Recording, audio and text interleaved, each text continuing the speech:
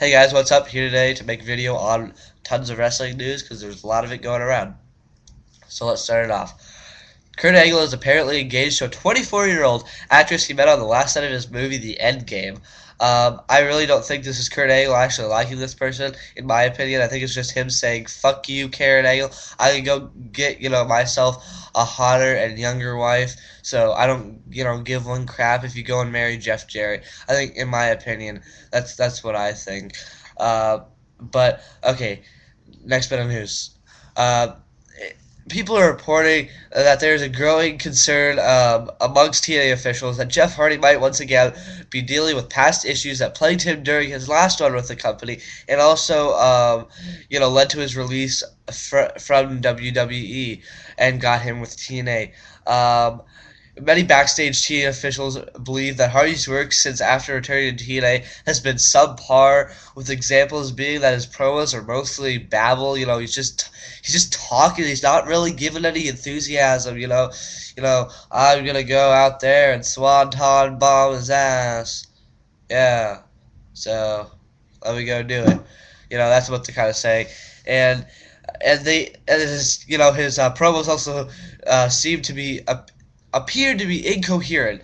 His ring, and they said also his ring work is usually sloppy, and his behavior is erratic.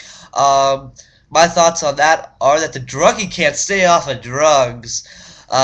No, if this is Jeff Hardy returning into to his old ways, I'm not really surprised because I felt this after he signed with TNA. I'm like, growing concerns about, is he going to return to this? And it looks like he might be returning to this. And I have seen, a really less, energetic, really good Jeff Hardy. I've seen more of a, Ed Jeff Hardy. And, but look at him now. And if you don't believe me, just look at him late 2008, early 2009 to mid 2010, which is now. Completely different Jeff Hardy. Completely different. And if you want to argue with me on that, go ahead. But please show me some proof that he is the same Jeff Hardy he was late 2008, early in his career, around there to him in TNA now. I see a complete, difference in Jeff Hardy right now. And maybe it's because of drugs. Maybe he's dealing with other issues that are not drug related. We don't know for sure. But moving on from that little rant. Apparently Kevin Nash suffered a concussion during the cage match a while back against Hardy against Hardy and a couple other people. Can't remember who it were. But when Jeff Hardy hit the Swanton Bomb on the cage, when he did the Swanton Bomb on Kevin Nash's head onto the cage, apparently he suffered a concussion when that happened. So maybe, he's supposed to work Lockdown. I'm sorry, Lockdown pay-per-view. They said it's nothing bad. It's just a minor concussion. So hopefully he'll just work through that to work with Eric Young at the pay-per-view. I'm sorry. Okay, next bit of news here. John Cena is apparently battling neck and back injuries. Apparently he got these injuries at WrestleMania in his match versus Batista. People are saying these are just reoccurring injuries. Just these injuries just keep happening, and sorry, I just can't speak right now. I feel really, harshly on this that WWE needs to push their young guys and Orton, especially Orton right now, because I don't feel that Cena is at his 100% best. When he's at his 100% best, he can carry the company on his back, and he can still do it while he's injured, but, not so much. But they need to push Orton and young guys so they can put the load off John Cena, get him to 100%, and raise their value up, and so they don't have John Cena bring him from, way up here to way, down here, But that's my concern there. So hopefully they push Orton and a lot of their young guys like John Morrison.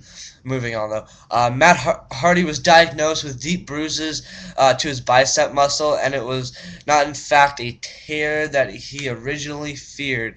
Um, you know, I'm kind of sad to see that Matt Hardy got injured because I really felt that WWE was gonna push him because since a lot of guys are taking time off.